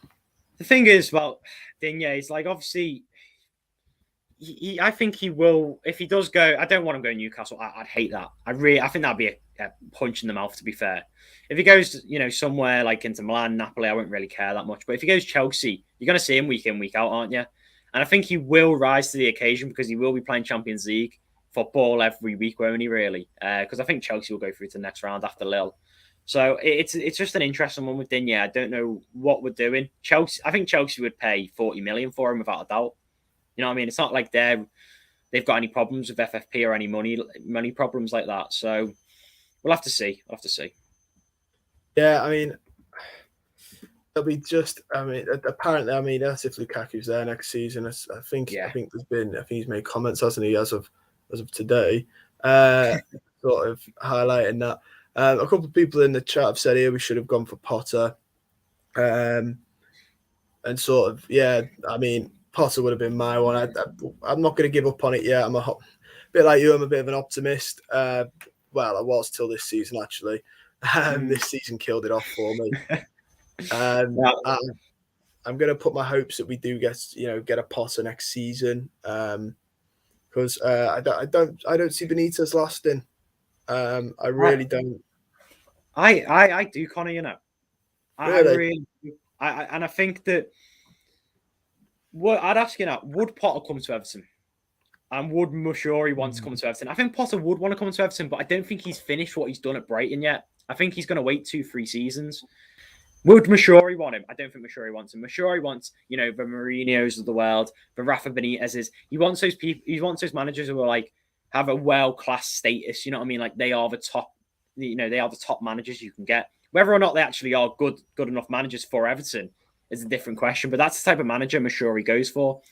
And I think with Rafa, I know this was the pressure, but I think we're going to see him for the next 2 years.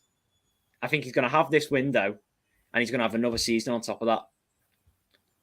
But I think it can go well, because I think this will be, hopefully, looking back, this will be the darkest period we've ever had under Rafa. Hopefully, anyway, because I think it can only go up from here, because he's going to bring in his own signings. The signings that he's looking at are actually double decent. And, if we come back at the end of January and he signed Golonev, he signed Malenko, and he signed that Juventus winger, I forgot what his name was now. Is it the Swedish one? The right winger? Yeah, Kuleveski, who's like 22. Yeah, if we sign a few of those players like that, I know it's a big ask, or even Patterson. I think if we sign Patterson, that would be a brilliant signing.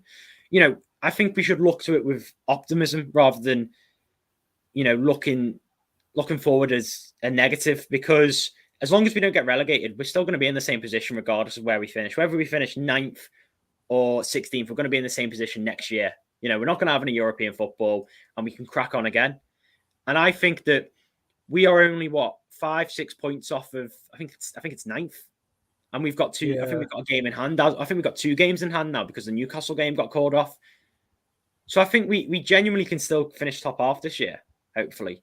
But I understand why there's no the pessimism around Everton at the moment, because he hasn't got a track record, really, has he? He's only got those first 4 games, and after that, it's been a bit shaky, hasn't it? Really. Yeah, I mean the big ones. It's important we get wins, like you said, in January, and Brighton are going to be a tough one to go. I'm not holding much hope for Brighton. After Brighton, I think we will.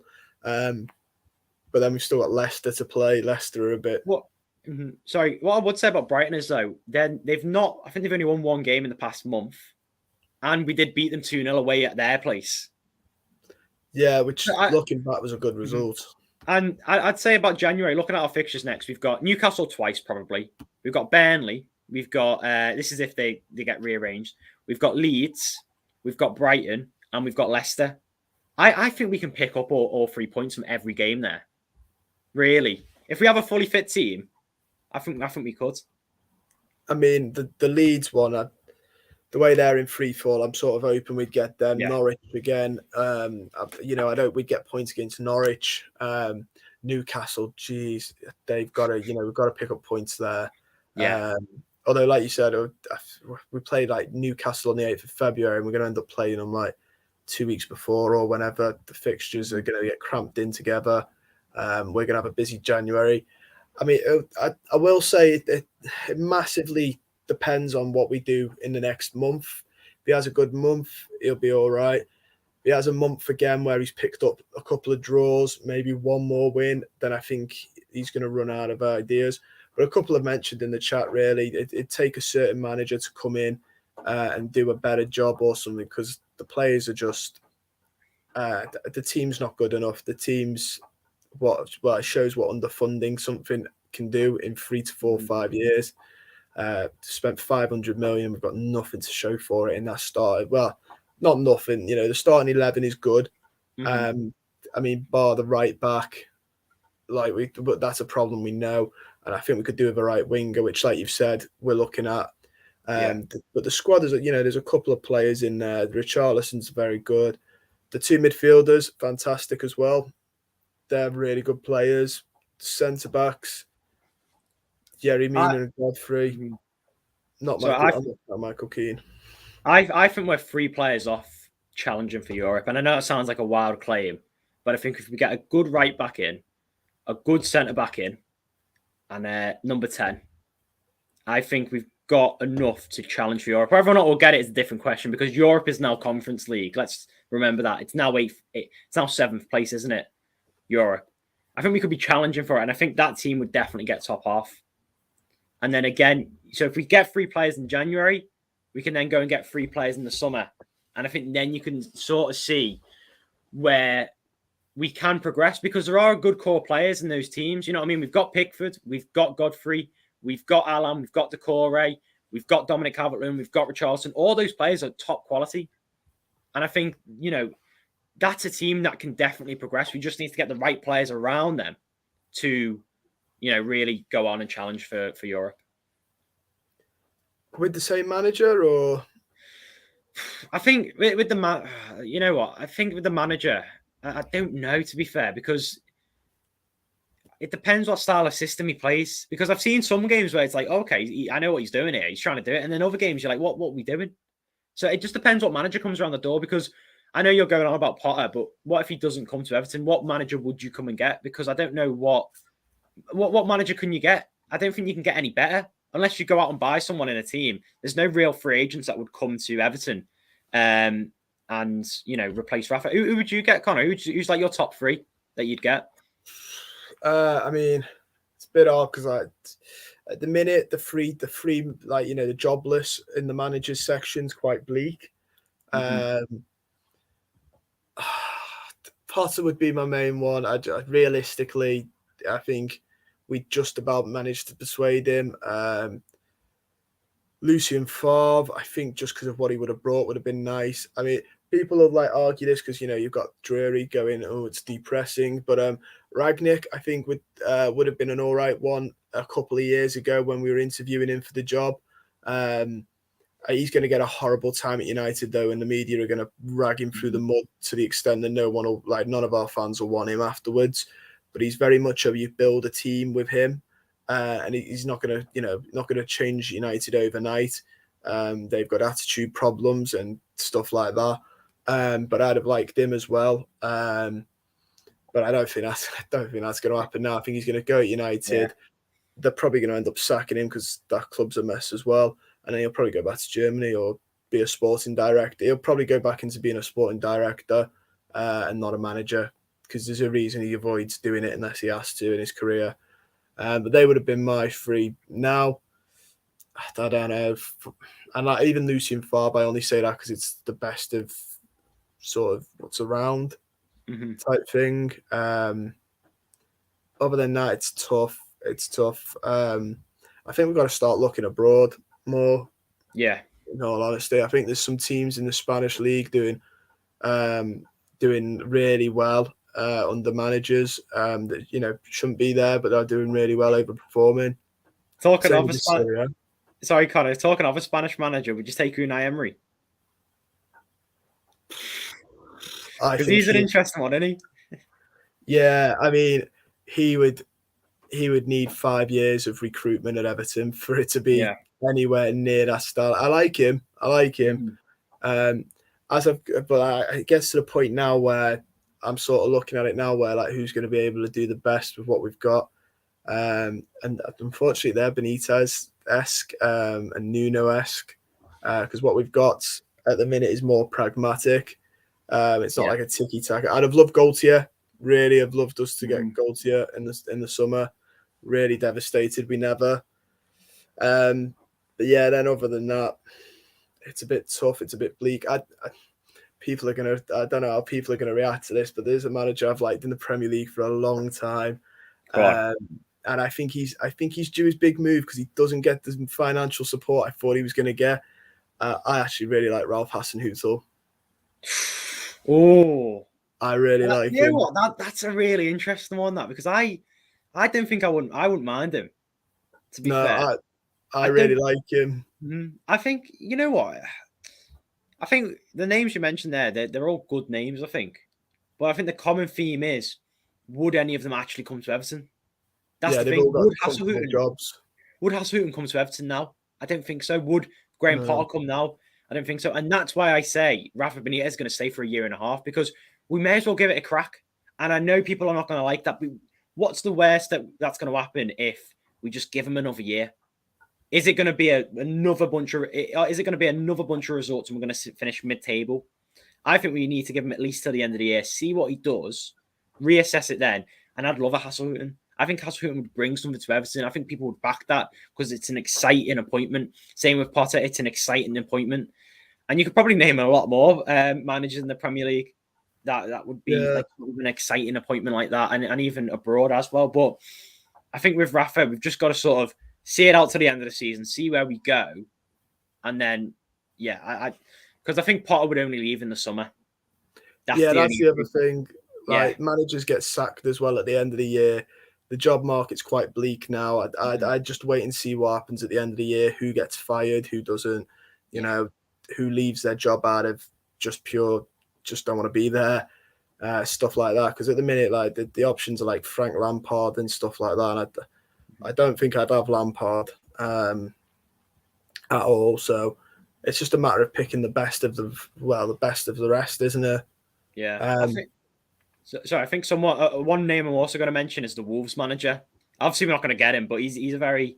I'd watch out for him because I think he's building something there. Yeah, he's building something there with Wolves, so I think he'd be a decent appointment if we were able to get into that position of appointing him. Yeah, he seems to be. Although Wolves sometimes have been very hit and miss for me. That game, obviously, that you mentioned before, we should have beat them. Yeah. They were awful, and their keeper was awful as well.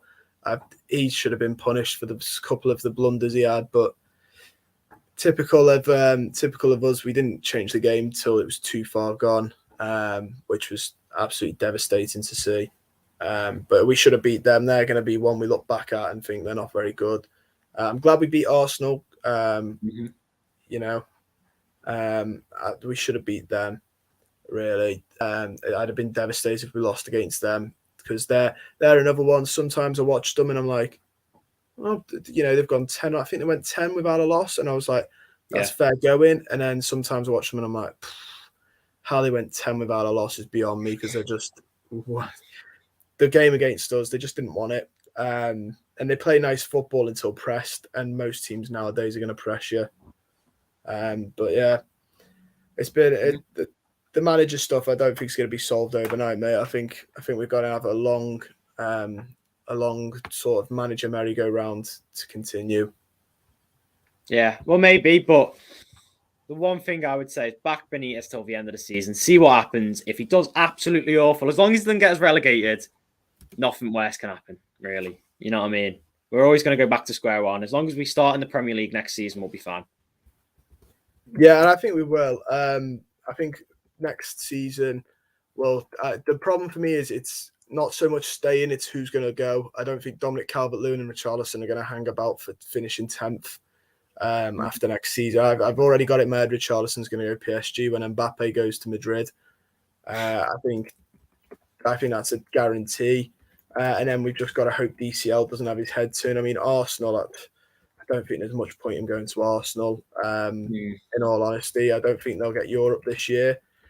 So he'd only be, I think he would join us, leave us to join someone 4 places above us.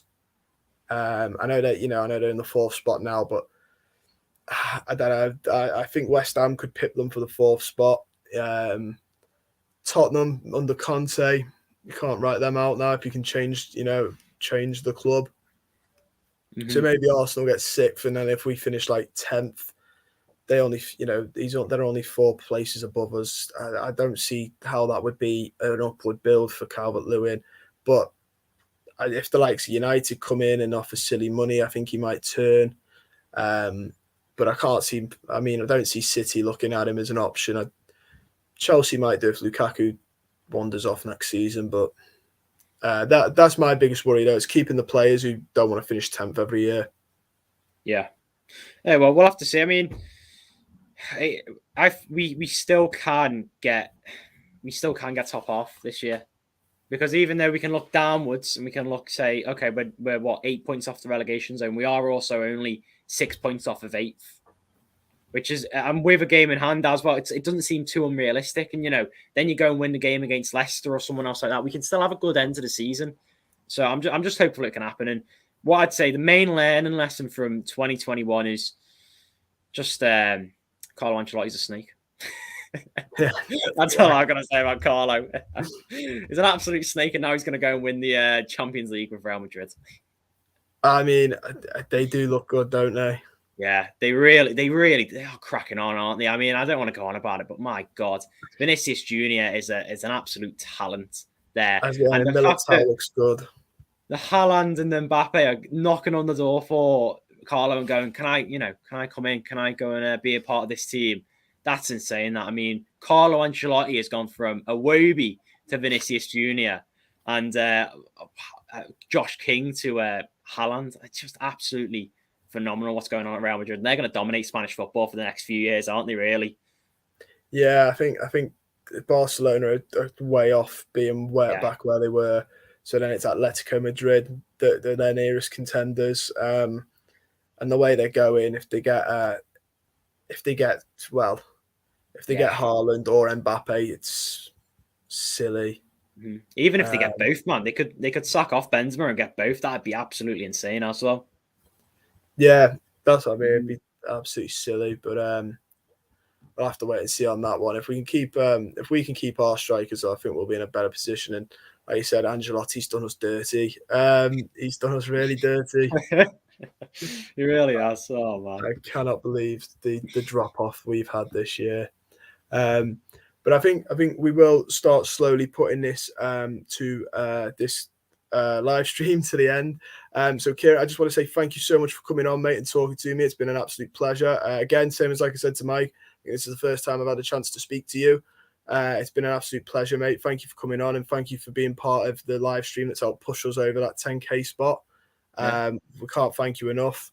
And I'm sure we will see each other again soon. Like Mike said, and someone said in the comments about the Spider-Man film, Far From Home, the Everton multiverse seems to be in full effect at the minute. So hopefully I'll see you soon, mate. Yeah, absolutely. And you know what? We have to stay together. Whether or not that's collabing or whatnot, Mike, Rose, us, Cameron as well. We all have to stick together, even Toffee TV as well. I know they're the big boys of the sort of the Everton fan channels, but if we all stick together and we all come together as a community, we can make Everton a much more positive place. Even though we are just fan channels, we can have a massive effect on the club itself. If we all come together, obviously we don't have to agree, you know what I mean? Because we're all about opinions, we all have different opinions.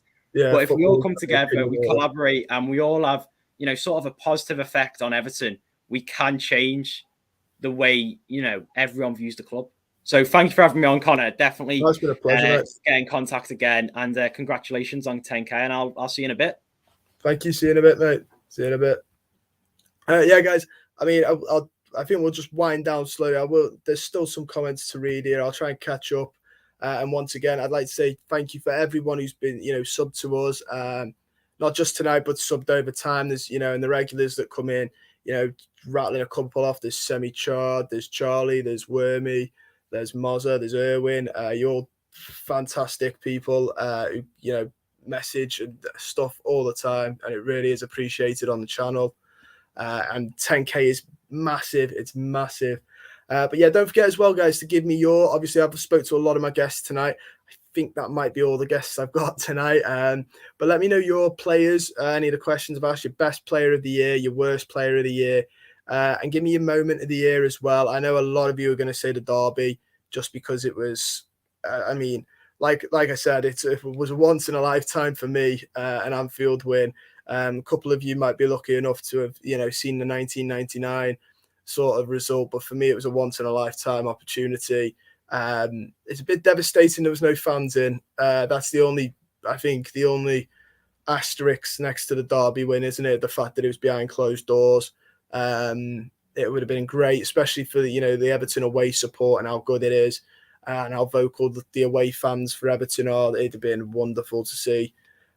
Just the limbs as people call it, it would have been crazy to see. But alas, COVID-19 put a stop to that, and luckily we've been able to enjoy the games this season in front of fans. So yeah, let us know yours, and let us know your best players and your worst players as well. I mean, I'm sure you're all going to say Iwobi, or what did Mike call him?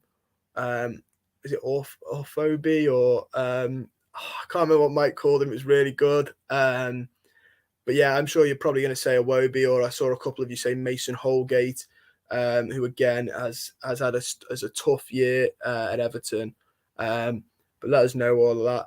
I'm looking back a couple of it. V10 Vernon said that Luis Diaz would be a great signing from Porto.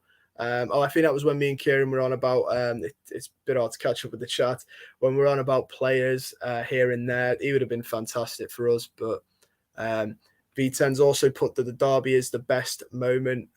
Yes, woeful. That is, that's, I tell you what, Mike's done really well with that. Woeful is probably, that might be my new favourite nickname for an Everton player. That's brilliant.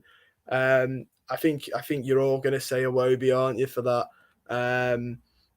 The Arsenal fan laughing, saying thanks for signing him. You're very welcome. I know loads of Arsenal fans that can't believe we ever bought him. Absolutely beyond me. That is, I think that's what happens when you have agents talking in the ears of people at the clubs. Erwin, thanks for that, mate. I appreciate that, and thanks for joining in and being a part of it. It's been absolutely brilliant.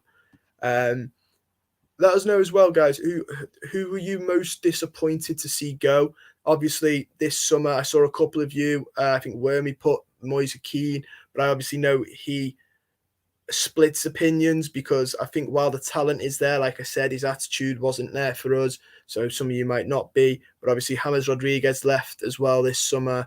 So let me know the most disappointing departure and the departure you were happy about. Because every window, there is at least one player that leaves the club that you're like, no, that needed to happen. Mike mentioned Bezic. That definitely needed to happen. And there were a couple more that left on a free this year. I think Phil Walcott left on a free. If I'm not mistaken, Yannick Bolasie left the club this year on a free, which is beyond me that Yannick Bolasie was here that long. Absolutely beyond me that he lasted till this season, leaving this summer. And then obviously Benny Beningame left to go play for Hearts. He left on a free. Coincidentally, I watched his first game for Hearts when at the start of the season in the pub. and I only watched bits of it because I was busy, enjoying the pub. But I remember watching it thinking he's played really well, and then at the end he got man of the match, and I was like, not to say that he'd walk into our side. I think that's probably might be his level, but it's nice to see. And obviously Bernard left as well this year. Bernard left, and we got a bit of money for him, just under $1 million. I think we got like 900,000. And then Rodriguez, like Kieran said, we got 7 million. I think it was 8 million for Rodriguez, which is better than a kick in the teeth. But it was still quite sad to see. And give me your best moments as well. I'm interested to see what your best, obviously other than the derby, because like I said, last January was for me was one of the best times to be an Everton fan, because the hope was fully in effect. And I can't remember who put it before, but it's the hope that kills you. And that is my favourite saying about being associated with Everton. The hope absolutely destroys you at Everton. It's fantastic. V10's put Keane's heart was never in the club. No, that was the problem. I think he I don't think he wanted to be here. Wormy's put the whole Keane debacle was just disappointing. Yeah, it's the fact he's gone exactly back to the same club for a little bit less than we bought him for. It's not as bad as Genk Tosun's going to be when he goes back to Besiktas, but I can't help but think we should have just gone for a loan deal for him of 2 years and seen what it'd be like. Same with it's daft when you buy a player and he doesn't do anything, goes straight back. But he tends to put a rate Niels and Kunku when he gets a few more games under his belt. Yeah, I'm looking forward to seeing him back. Thierry Small obviously left the club as well to get game time, and he's not been getting game time, but we'll have to wait and see how he does in the future. V10's put Bernard is a sad one to see go from a fan's perspective. Yeah, I liked Bernard. I thought he could have done with finding his shooting boots a little bit more. Sometimes I was like, I'd watch him and I'd be like, just hit it. And he's forever looking for a pass. But Bernard is one of the better players I've seen in the recent years in terms of first touch. Some of the balls that Pickford had played down that left, and he just one touch and take it away. It's fantastic, especially now when you watch, like Rondon take a first touch. Or Iwobi trying to take a first touch, you start to appreciate how good Bernard's was. Harold's put Peg Leg Howell is a better player than Iwobi. He plays in Montreal at 70 years old. Wormy's put Rondonki's is a pretty good shout. Yeah, I think Rondon's transfer will go down. Like I said to Kieran, we've had some questionable second strikers in our history. Lassina Traore was a loan deal that was a bit odd. We've had Jelavic, who actually was our main striker, so I'm not going to include him in that, and he was really good. We had Stracalazi. Dennis Stracalazi was our second striker that was a bit dubious. Aruna Kone was another one, bit dubious of a signing. And Nias Valencia. God, I forgot about him. Valencia, he's another one. And out of all of them, the list could go on. If you looked at Everton strikers over the last 10 years, well, even before then, the last 20 odd years, they've been a bit, some of them have been a bit, but like I said, I've not seen any of them move as immobile as Rondon. I say this all the time. It's like watching a fella play football in Timberlands. It's tough to watch. It's really bad to watch, and I think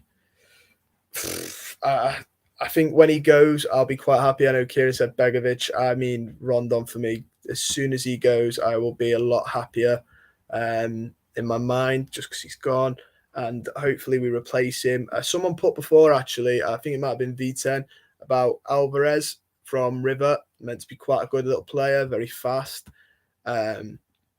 Meant to be a really promising striker. That'd be nice. I mean, the only problem with stuff like that is you got to be careful because they come from the Argentinian league. It's a different game over here, isn't it? In the Prem, but he would be if the price was right, he'd be worth a punt on. And we've had worse. We've had some bad strikers, but he's got to be better than Rondon. Apparently, he's rapid, and he's a decent finisher as well. Apparently, he's a decent finisher of the ball. So I'm all for signing players like that, especially if if they're young, because if he does end up being the world beater, then we just sell him when we need to. 40 million, can put that back in. That on top of Majiri or whoever's funding Everton, all their money as well. We'd have a pretty good team. But yeah, whoever said Alvarez, that was a really good shout. I appreciate that. So yeah, but yeah, like I said, there's some really dubious strikers out there. Joe's another one. If you remember, which many of you will actually, because I've got a feeling I'm younger than a couple of people that comment. Joe was another one that was silly to have at us. Wormy's put first touch like a door. V10s, what can I point out that I get so mad, but the losing streak we've had for almost 2 months. Why not play Dobbs and Sims? Imagine we created this partnership. Yeah, I mean, they move more. I think now we've seen Sims and Dobbin back in. I think we'll see them a little bit more. I think they need to be in a little bit more around the team a little bit more now, just because they've proven that they're not that they're fantastic, but they move more. Sorry, not that they're not fantastic, but they're not smashing in goals, but they move more and they will get goals as they come. And for progression as well, because otherwise Ellis Sims, I think, is possibly going back to Blackpool, hopefully on loan and nothing more, but you never know. You never know. But yeah. Erwin's put Joe, absolute legend. I mean, there's so many, like, now I think about it properly, there's so many. Landon Donovan was a bit of a striker as well. My guy Guay, Velios, Beckford. There's just so many strikers from like that 2010 upwards era that were just so mind-boggling. Some of them were just daft. I know he wasn't a striker, but Royston Drenthe as well was absolutely mental. He was just crazy, and obviously then you had our better ones like Yakubu, who was good, and Ichibi, he knocked around for a while as well. Victor and Ichibi. We've had some strikers at Everton, I'm telling you. I'd love it if someone could get like all of the certain strikers at Everton in the last, so like from 29 to now, and then their goals, and Romelu Lukaku would be carrying them by a hefty mile, but there'd be some questionable strikers with some questionable goal returns playing for us. Absolutely fantastic, some of the players we've had. Velios, to be fair, I actually quite liked. Thought he was not that he was good, but I just quite liked him. Thought he was funny. That last scene of Traore that I mentioned, he was mind-boggling. I think he scored a really rubbish back heel, a really scruffy back heel, and that was his only goal, and that was enough. Then never saw him again. Samuel Eto'o as well was at us at one point, which is mad. Samuel Eto'o is a bit like a James Rodriguez. When you look at when people look back at him when he retires and they look at the clubs he's played for, they'll be like, Everton. Eto'o is another one, although Eto'o had a couple of weird ones. And I can't remember is the Argentinian or the Uruguayan striker that we got that never played for us. He's another one. It boggles my mind. I think it's like a Rodriguez. I think it might have been a Rodriguez. Can't remember his first name. Mental. But yeah, that's rundown of some of Everton's interesting strikers. Wormy's put Sly Stallone's favourite player, Joe. I forget that he's an Everton fan. Moz has put Mike Tyson like Gravison, go figure. Really? I mean, Mike Tyson probably just thought that he was, that Gravison looked like a fighter, and that's why I liked him.